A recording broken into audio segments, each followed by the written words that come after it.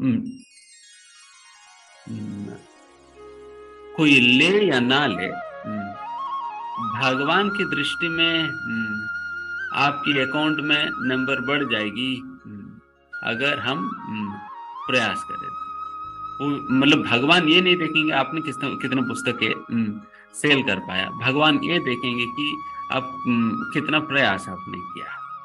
हम्म, तो आप 50 लोगों से मिला, देन भगवान की दृष्टि में 50 ही काउंट होगा।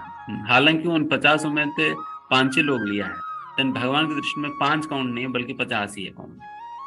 तो ये महाराज जी का कहना है। तो इसलिए हमें कोई निराश होने की कोई जरूरत नहीं है जब पुस्तक वितरण करते वक्त, खास करके भक्त लोग जो है जब पुस्तक वितरण करते वक्त जब प्रयास करते हैं, देन पुस्तकें जाता नहीं है, देन फिर व्यक्ति निराश हो जाता है। निराश हो जाता है। इसलिए श्रील प्रभुपाद जी एक बार ये पुस्तक एक बार कहते हैं कि भक्त ने पूछा प्रभुपाद जी से, Prabhupada ji how can we increase book distribution, पुस्तक वितरण को हम कैसे बढ़ा सकेंगे। देन श्रील प्रभुपाद जी ने कहा, my books are distributed by the enthusiasm of devotees, केवल मेरे भक्तों की उत्साह से ही मेरी पुस्तकें जाने वाली है। तो भक्तों को उत्साह से जाने वाली है, अगर हम निरुत्साही हो जाएंगे देन पुस्तक नहीं जाने वाली है। हमें ये बात समझना होगा कि भगवान क्या देखने वाले हैं, तो इस बात को अगर आप ध्यान रखेंगे देन कभी भी हम निरुत्साह नहीं होंगे, बल्कि हम अपना प्रयास को हमेशा जारी रख सकते हैं, है ना। एंड एंड ये भी कभी सोचने की जरूरत नहीं है मैंने पुस्तक दे तो दिया, पता नहीं ये पढ़ेगा या नहीं पढ़ेगा। देखिए जहां पर प्रभुपाद जी की पुस्तकें जाएगी, कोई ना कोई उससे घायल होगा ही होगा। वो नहीं तो उनका बेटा, वो बेटा नहीं तो पोता, पोता नहीं तो कोई और, कोई ना कोई घायल होगा ही। बिना कुछ काम किए प्रभुपाद जी की पुस्तकें तो रहेगा नहीं। किसी न किसी का जीवन तो बदली जाएगी। तो इसके एक छोटा सा घटना हम बताएंगे। एक बार एक फॉरेन कंट्री में ही एक माता जी गाड़ी से जा रही थी, तो कोई भक्त जो है उनको पीछे पड़ गया, पुस्तक लो पुस्तक लो पुस्तक लो करके, फिर वो परेशान होकर पुस्तक ले ही लिया। पुस्तक ले लिया, देन फिर वो घर गई, फिर घर की टेबल पे वो उन्होंने अपना पुस्तक रख दिया। और उनका पिताजी जो है वो चर्च में फादर है, उनके पिताजी चर्च में फादर है। देन फिर उन्होंने देखा भगवत गीता को, तुरंत अपना बेटे को डांटा, अरे तुमने कहाँ से पुस्तक ले लिया, भगवत गीता कहाँ से ले आया, ये तो हमारे पुस्तक है ही नहीं, इस प्रकार की पुस्तकों को पढ़ना नहीं चाहिए, इत्यादि इत्यादि खूब उन्होंने डांटा। देन वो पुस्तक हाथ में लिया, देन फिर बालकनी में जाकर उसे फेंक दिया। बालकनी में जाकर उन्होंने फेंक दिया पुस्तक। एंड फेंका तो कहाँ फेंका उसने, फेंका कहाँ पर कि एक बगल में ही गार्डन था, पार्क था, उस पार्क में बच्चों को खेलने के सारे इंतजाम बना हुआ था। जैसे बच्चे खेलते हैं ना, एक स्प्रिंग जैसा होता है जिसके ऊपर लोग बच्चे कूदते हैं, वैसा स्प्रिंग जैसे एक खेलने की स्थान था। देन वहां सारे बच्चे खेल रहे थे, ये पुस्तक जाकर वहां पर गिर गई। वहां पर गिर के वो स्प्रिंग होने के कारण वहां से रिफ्लेक्ट होकर दूसरे बिल्डिंग में, दूसरे बिल्डिंग की बालकनी में गिर गई वो पुस्तक। वहां से रिफ्लेक्ट होकर दूसरे बिल्डिंग की बालकनी में गिर गई। वहां पर क्या चल रहा था, कोई व्यक्ति वहां, उस घर का व्यक्ति जो है वो बालकनी में बैठकर वो कई दिनों से परेशान थे किसी भी बात को लेकर, वो बालकनी में बैठकर भगवान से प्रार्थना कर रहा था, भगवान मुझे सही रास्ता दिखाइए, सही रास्ता दिखाइए करके वो भगवान से प्रार्थना करता। आप सोचे कि आप आंख बंद करके प्रार्थना कर रहे हैं, सडनली सामने से पुस्तक गिरा। देन उनको यही लगा कि पुस्तक कहाँ से आई, फिर उनको लगा कि ये तो भगवान ने ही भेजा है। मतलब उनको क्या पता है कि कहाँ से पुस्तक आई, फिर सडनली उनके आंखों के सामने आकर वो ऊपर से पुस्तक गिरा। देन उनको लगा भगवान ने ही भेजा पुस्तक। देन फिर उन्होंने बहुत ही खुश होकर उन्होंने पुस्तक उठाए, वो पढ़ने लगा। पढ़ने लगा, देन उनको बहुत अच्छा लगा। बहुत अच्छा लगा। फिर उसके बाद उनकी जीवन ही पूरा परिवर्तन हो गया। देन फिर उस दिन से वो हर साल जो है, जिस दिन उन्हें ये पुस्तक प्राप्त हुई, वो एक फेस्टिवल मनाया करते थे, सेलिब्रेशन करते थे। मुझे आज का दिन भगवान के आशीर्वाद मिली है करके वो सभी लोगों को बुलाकर सभी लोगों को बताते थे भगवत गीता के विषय में, उनके ऊपर भगवान की कैसे कृपा हुई है करके। देन इस प्रकार से एक साल ये जो फादर है इनको भी बुलाए थे। इनको भी बुलाया। फिर उस फादर ने पूछा कि आप किस संदर्भ में ये सेलिब्रेशन कर रहे थे। उन्होंने कहा कि देखो, मुझे इस प्रकार से मुझे आज का दिन ये भगवत गीता प्राप्त हुई है, जिसकी वजह से मेरा पूरा का पूरा जीवन अभी बदल चुका है, इत्यादि इत्यादि वो बताने लगे। देन फिर उनको पूछा कि भगवत गीता कहाँ से प्राप्त हुई इत्यादि।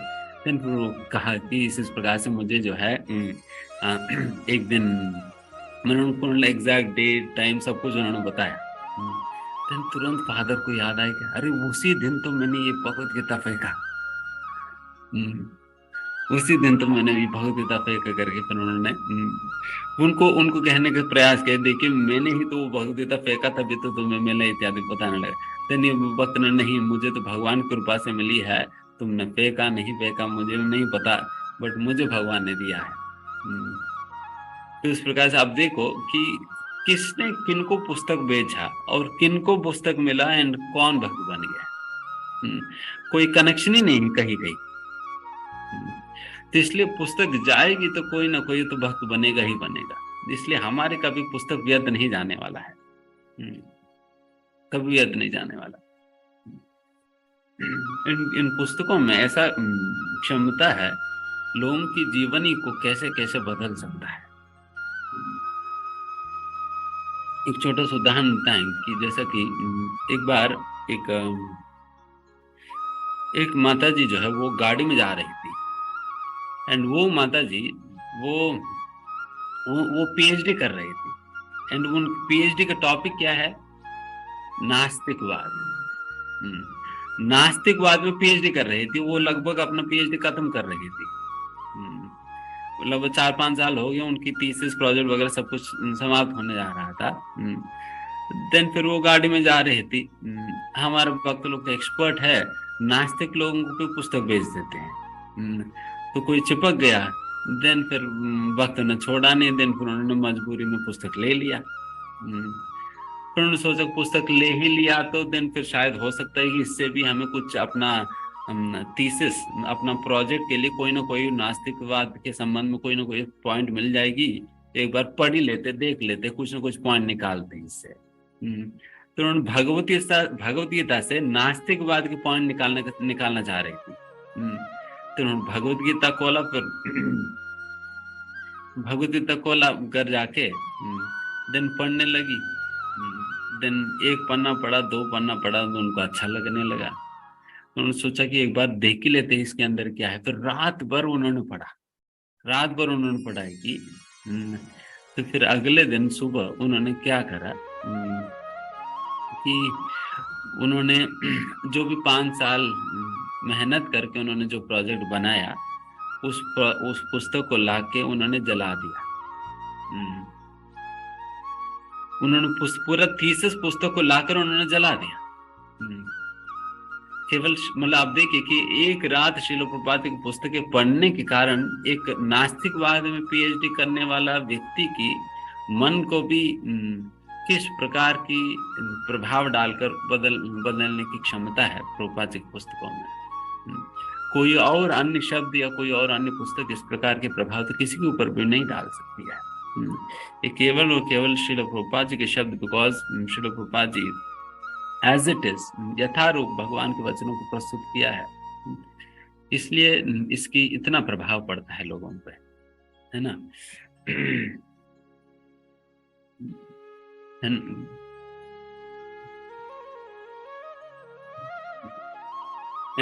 अब देखिए मतलब इस प्रकार के अब कितने कितने सारे कहानियां हम सुनते हैं। कल का दिन ही एक भक्त कल का दिन ही वो एक भक्त जो है वो अपना ऑडियो शेयर किए हुए थे। तो उसमें वो बता रहे थे कि हमारा नोएडा से ही वो पुस्तक वितरण में गए हुए थे। देन पुस्तक वितरण कर रहा था एंड एक व्यक्ति कहीं कोने पे बैठा हुआ था। उन्होंने सोचा कि वो भी डर रहे थे कि वो कोने में बैठे, इतना सारा बड़ा मार्केट है, सारा मार्केट छोड़कर कोने में बैठा, पता नहीं कौन है क्या है, बट फिर भी वो पूछ ही लेते करके वो गया था। फिर जाकर उनसे पूछा, फिर उन्होंने प्रभुपाद की पुस्तकें वगैरह दिखाई। देन उनसे बात करने पे देन उन्होंने कहा कि मैं एक्चुअली अभी आत्महत्या करने ही जा रहा था। हो सकता है कि आप अगर नहीं मिले होते, मैं अभी निकल गया होता आत्महत्या करने के लिए। मैं उसी के लिए आया था, उसी का ही चिंतन करते हुए मैं बैठा हुआ था। मैं बहुत परेशान हूँ अपने परिवार को लेकर, अपने बाकी चीजों को लेकर।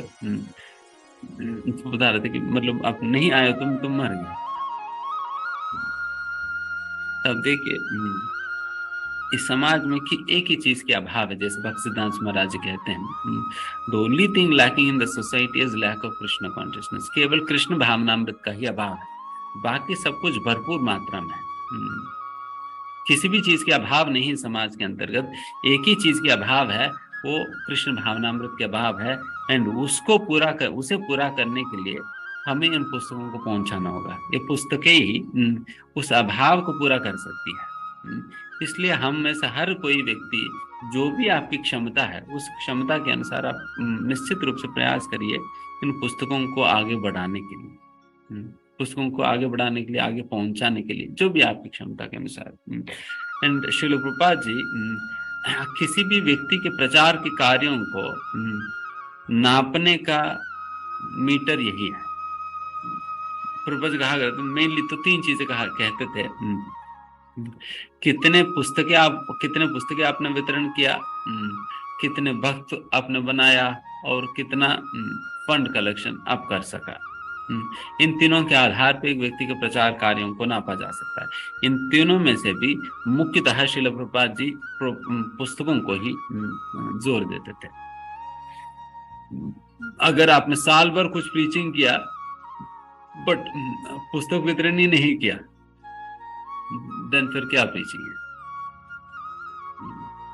तो साल भर प्रचार करने का मतलब है कि हमारा पुस्तक वितरण का स्कोर बढ़ना होगा,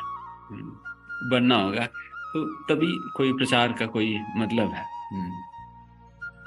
तो इस प्रकार से इन पुस्तकों को हमें पहुंचाने का हमें खूब प्रयास करनी चाहिए, क्योंकि एक व्यक्ति कैसे कैसे बदल जाता है, इसे हम सोच भी नहीं सकते। एक बार ऐसे ही एक बार सहदेव प्रभु जो आईसीसी चेयरमैन हो, तो वो शेयर कर रहे थे। एक मिलिट्री कैंप था। वहां पर जो मिलिट्री कमांडर थे, वो जो अपोजिट जो शत्रुओं को पकड़कर उन सभी लोगों को लाइन में खड़ा कर दिया उन्हें, और उन लोगों को लाइन में खड़ा करने के बाद उन्हें मारने वाला। एंड अब देखिए, मतलब बिल्कुल लाइन में सभी लोगों को खड़ा कर दिया गया है, एंड सामने एक व्यक्ति मशीन गन लेकर खड़े हैं, एंड बस मशीन गन चलाकर सभी लोगों का भी मार देने वाले हैं। उस परिस्थिति में सभी कितने भयभीत हो जाएंगे।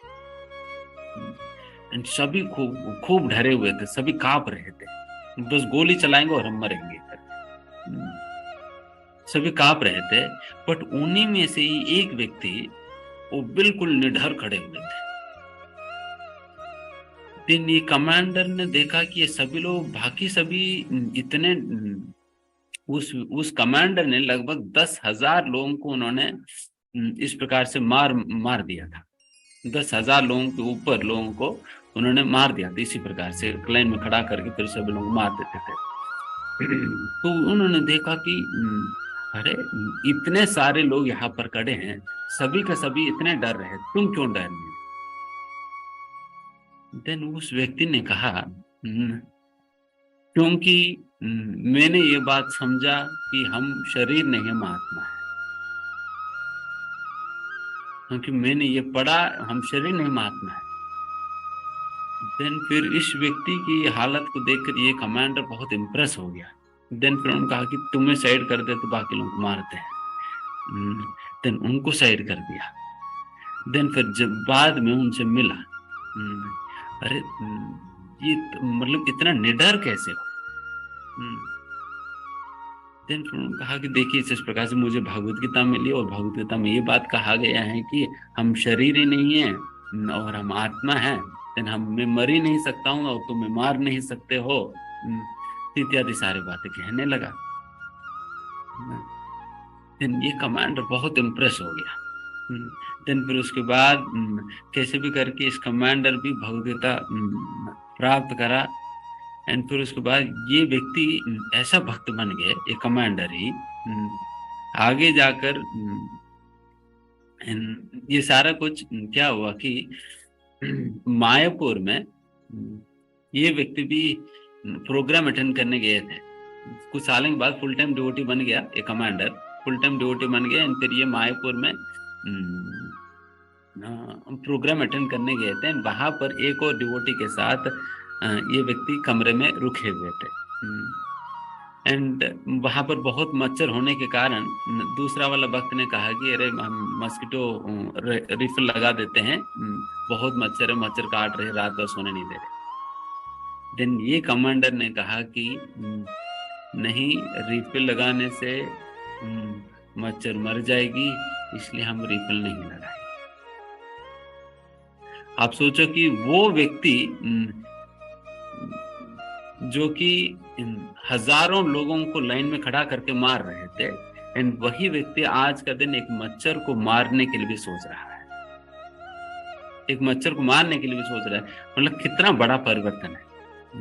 हालांकि हम नारद मुनि मृगारी की कहानी में तो ये बात सुनते हैं, बट ये तो सच्ची कहानी जो हम आज के दिन हम देख सकते हैं। तो इतना बड़ा परिवर्तन एक व्यक्ति के अंदर कोई और चीज तो नहीं ला सकती है। कोई और साधारण शक्ति तो इस प्रकार की परिवर्तन एक व्यक्ति के अंदर नहीं ला सकती है। वो केवल और केवल भगवान की जो विशेष शक्ति जो आविष्ट है श्रील प्रभुपाद जी की पुस्तकों में, वही ही एक व्यक्ति में इस प्रकार के परिवर्तन ला सके। तो इसलिए ऐसा लोगों को भी परिवर्तन करने की क्षमता है श्रील प्रभुपाद जी की पुस्तकों में। इसलिए हमेशा हर एक व्यक्ति का, बिकॉज हम सभी लोगों ने इस प्रकार की लाभ हमने पाया है, हमें प्राप्त हुई है, हमने स्वीकारा है, हमें मिला हुआ है, तो इसलिए हम सभी का दायित्व बनता है इन पुस्तकों को आगे भी पहुंचाए। क्योंकि प्रभुपाद जी ने यही बात कहा ना, एक भक्त ने जब श्रील प्रभुपाद जी से पूछा, प्रभुपाद जी आपने हमारे लिए इतना कुछ किया है, हम आपके ऋण कैसे चुका सकेंगे? देन प्रभुपाद ने एक ही शब्द कहा कि यह असंभव है, आप ये संभव नहीं, आप कर ही नहीं पाओगे। देन फिर थोड़ी देर बाद प्रभुपाद जी ने कहा बट फिर भी आप प्रयास तो कर सकते हो। देन फिर प्रभुपाद जी कहते हैं फिर कैसे प्रयास करें?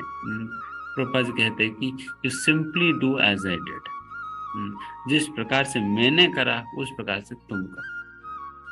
एंड प्रभुपाद जी ने क्या किया, प्रभुपाद जी जो है पुस्तक के प्रचुरण करते थे, प्रभुपाद जी पुस्तक के वितरण करते थे, एंड उसी कार्य को हमें भी आगे बढ़ाना है। उन पुस्तकों को प्रचुरण करे, उसे वितरण करे।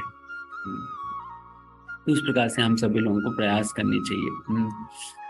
तो ये बात है, सभी लोग ध्यान रखिए। एंड इस पूरा महीना ये लगभग 2 महीने के समय है, नवंबर 15 से लेकर जनवरी 15 तक है, 2 महीने के समय है। सभी लोग कुछ न कुछ भगवद गीता वितरण करने के संकल्प आप लीजिए। एक कुछ न कुछ टारगेट रखिए, मैं 50 करूंगा, 100 करूंगा करके इस प्रकार की टारगेट रखे। आप लोग उतने टारगेट तक पहुंचने का आप लोग प्रयास करो। आप प्रयास करेंगे तो निश्चित रूप से कुछ तो होगा ही होगा। And every book that you distribute is valuable. एक मत सोचो कि मेरे से 5 ही हो पा रहे, 1 ही हो पा रहे, बस ये मत सोचो। बट हर एक पुस्तक बहुत ही महत्व रखेगी, इसलिए आप अपना पूरा प्रयास करिएगा।